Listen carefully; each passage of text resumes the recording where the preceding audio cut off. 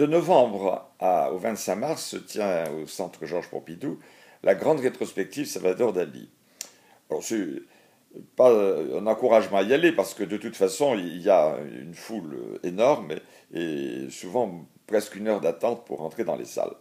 Et pourtant c'est une expérience que je vous recommande vivement de faire parce que au fond on se rend compte combien Dali, qui a été si admiré, si célèbre, si critiqué aussi, laisse une œuvre qui est au-delà des impressions qu'on pouvait avoir ou du jugement sur sa personnalité.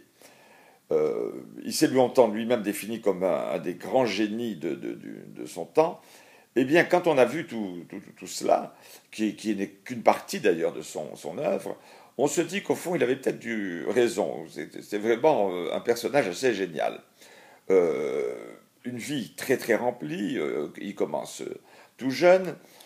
Et on ressent naturellement cette qualité qu'il a d'être un peintre catalan mais espagnol, à un moment où l'Espagne produit quand même une quantité de génie dans le domaine de l'art, entre Picasso, Miro, Dali, ça fait quand même Juan Gris, sans oublier Juan Gris, ça fait quand même pas mal de monde.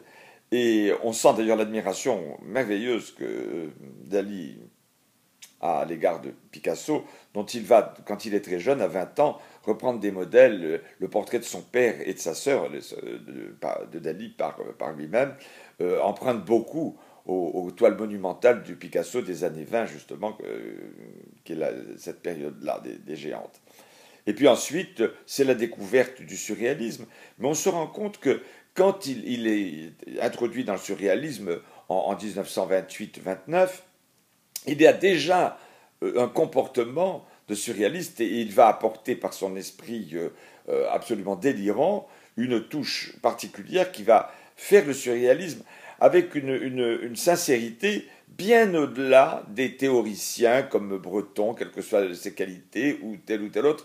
Toutes les autres peintures surréalistes de Max Ernst, de Tanguy, ou même de Chirico, paraissent assez fades finalement par rapport au délire des inventions de Dali. Si on ajoute à cela que tout de même, assez jeune, à la sortie de l'adolescence, il forme un trio de génies avec Federico Garcia Lorca, qui est amoureux de lui, que s'est-il passé entre eux, on ne le sait pas trop. En tout cas, également avec Luis Buñuel, avec lequel il va collaborer pour des grands films et chefs-d'œuvre, et les créateurs du cinéma surréaliste, qui sont Le Chien andalou et L'Âge d'or.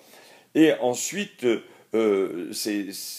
cette rencontre avec Freud, qui va l'inspirer beaucoup, naturellement, qu'il avait déjà inspiré dès qu'il a eu connaissance de ses travaux, et une carrière qui se prolonge avec une espèce de continuité, mais en même temps de renouvellement et d'ouverture, surtout sur tout ce qu'il y a de moderne, car Dali était probablement quelqu'un que tout intéressait, y compris les inventions scientifiques, et qu'il a touché à tout, comme on dit.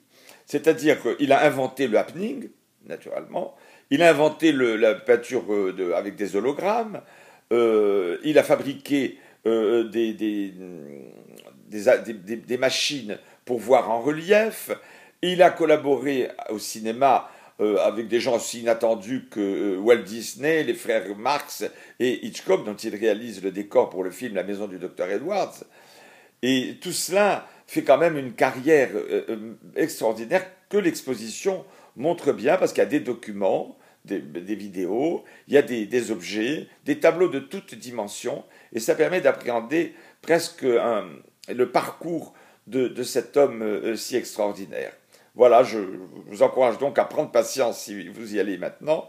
Et je crains qu'il y ait du monde pendant toute la durée de l'exposition, mais c'est vraiment une expérience à vivre. Alors je vous encourage vivement à y aller.